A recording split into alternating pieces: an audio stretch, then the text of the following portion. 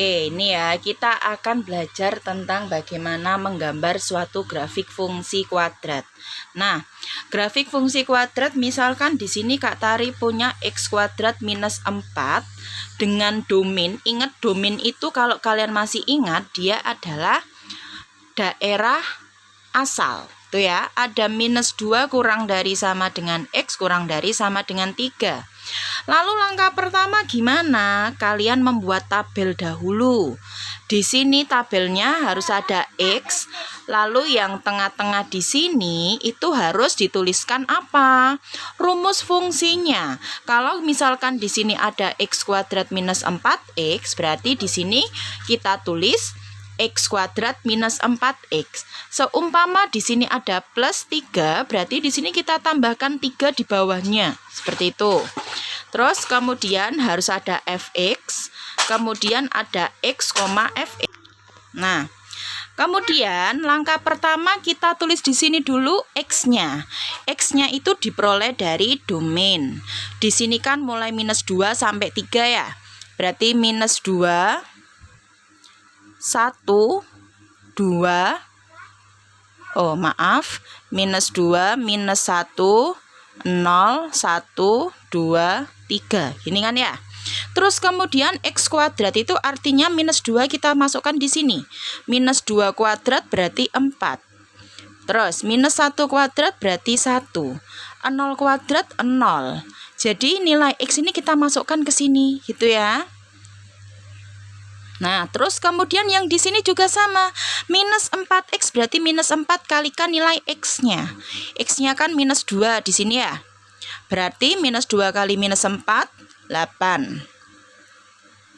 Terus kemudian minus 1 kalikan minus 4 berarti dia adalah 4. 0 kalikan minus 4 tetap 0. 1 kalikan minus 4, minus 4. 2 kalikan minus 4, minus 8. 3 kalikan minus 4 dia adalah minus 9. Lalu kemudian ini diapakan? Kita jumlahkan. Nah, di sini fx itu diperoleh dari penjumlahan ini tadi. 4 ditambah 8, 12. 1 tambah 4, 5. Sini 0. Sini berarti minus 3 ya. 4 tambah minus 8 berarti minus 4. Gini ya. Terus 9 ditambah minus 9 berarti dia adalah 0. Nah, di sini kita mempunyai titik. Titiknya apa, Kak? Titiknya adalah x, fx. Maaf karena kalau ke samping tidak cukup jadi Kakak miring ya nulisnya. Tapi tetap x, fx. X, fx berarti apa? Ini maksudnya. Nah, minus 2,12 ini ya. Terus kemudian ada minus 1,5.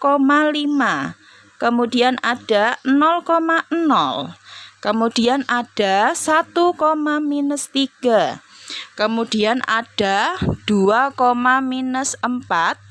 Kemudian ada 3,0. Nah, baru di sini kita gambar titiknya di diagram Kartesius. Minus 2,12 kalau Kak Tari kira-kira ya. Kalau kalian jangan pakai buku kotak-kotak aja kalau bisa. Misalkan sini adalah 12 berarti di sini ya. Terus kemudian ada minus 1,5. Ini minus 1 misalkan di sini adalah 5. Sorry agak atasan. Di sini misalkan ya. Kemudian ada 0,0 gini ya. Kemudian di sini ada 1, minus 3. 1, minus 3-nya misalkan di sini.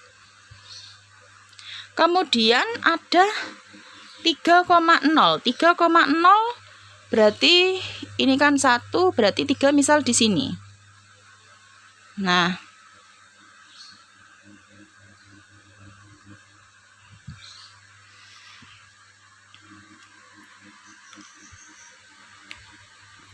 saya ganti spidol dulu. Sini ya, misalkan ya.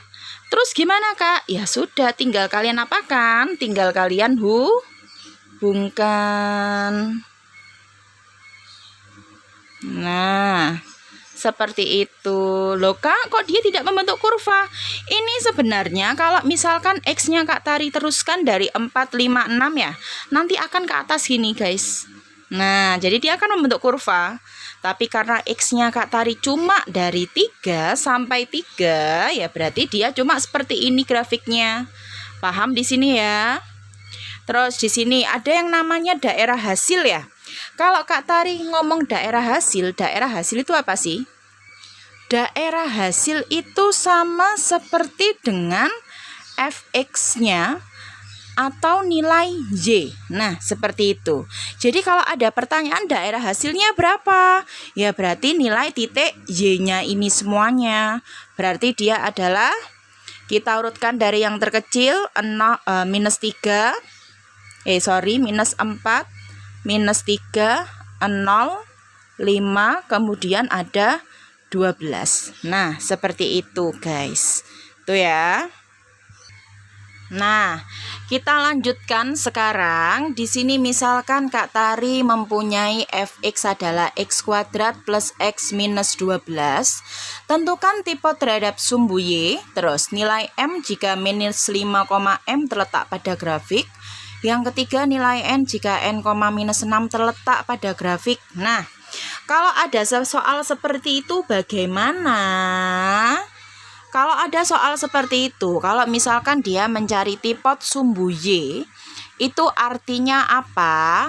Tipot sumbu y itu berarti kita mempunyai syarat x-nya itu sama dengan 0. Kebalikannya kalau pembuat 0 fungsi. Kalau pembuat 0 fungsi kan y-nya sama dengan 0. Nah, di sini kalau titik potong terhadap sumbu y, tipot itu ingat ya, titik potong. Berarti syaratnya adalah x sama dengan 0. Terus gimana Kak? Ya sudah, tinggal kita masukkan saja ke rumusnya.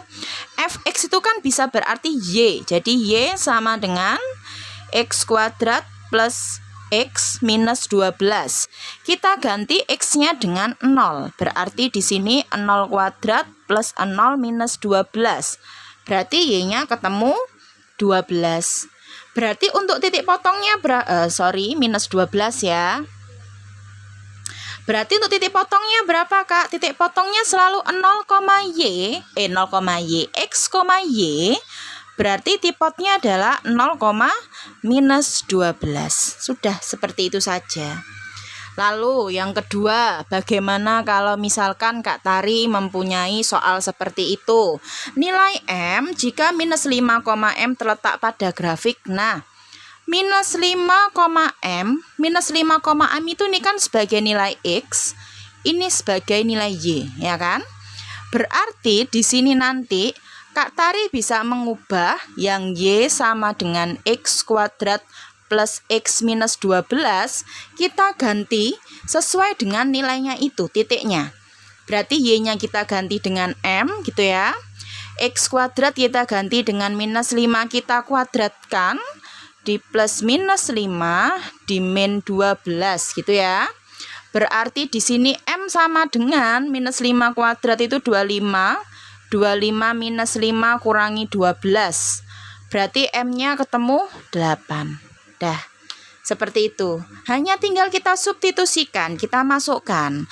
Tapi bagaimana kalau misalkan yang C? Yang C kan di sini ada n, minus 6.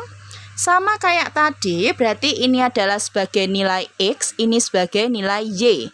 Berarti di sini y sama dengan x kuadrat plus x minus 12.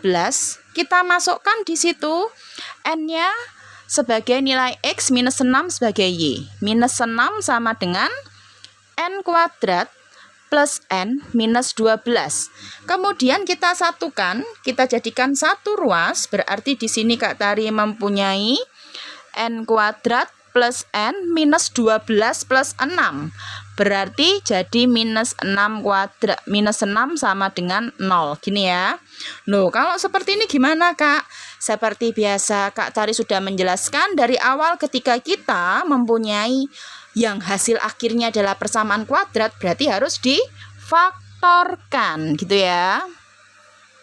Nah, sebentar. Berarti di sini nanti Kak Tari bisa nulis n kuadrat plus n minus 6 kan sama dengan 0. Kita faktorkan, berarti n plus 3, n minus 2. Nih hasil pemfaktorannya. Berarti di sini Kak Tari bisa punya n sama dengan minus 3 atau n sama dengan 2. Nah, ini jawabannya. Seperti itu guys. Gimana? Semoga paham ya. Ingat-ingat itu ya. Jadi kalau misalkan mencari tipat sumbu Y, itu artinya X-nya itu diganti dengan 0. Nanti titiknya X, Y. 0, hasil Y-nya tadi. Kalau mencari nilai M atau nilai N, kalau misalkan satu titik terletak pada grafik itu, masukkan ke persamaan fungsi kuadratnya. Jadi misalkan dia ada minus 5, M, ya berarti nanti X-nya kita ganti dengan minus 5, Y-nya kita ganti dengan M. Sudah ketemu hasilnya nanti. Tapi berbeda halnya kalau misalkan yang C, N, minus 6. Setelah kita masukkan, ternyata mendapatkan persamaan kuadrat. Berarti apa yang harus kita lakukan? Kita faktorkan. Seperti itu guys. Semoga paham. Oke?